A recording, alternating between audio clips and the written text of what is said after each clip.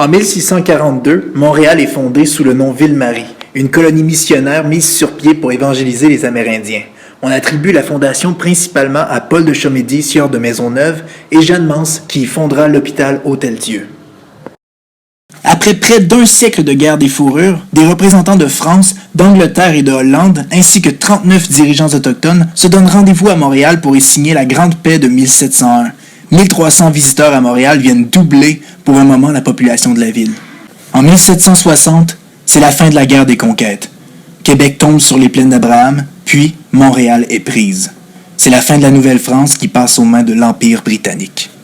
Le Parlement du Canada uni est d'abord situé à Montréal, mais en 1849, des conservateurs en colère contre le passage d'une loi pour indemniser les victimes de la rébellion des Patriotes font émeute devant le Parlement avant que l'un d'entre eux y mette le feu.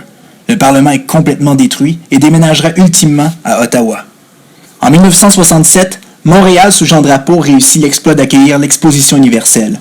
Un parcours parsemé d'embûches de tout genre, l'Expo 67 aura finalement été un succès plus grand que prévu, accueillant jusqu'à 500 millions de visiteurs contre les prédictions de seulement 30 millions.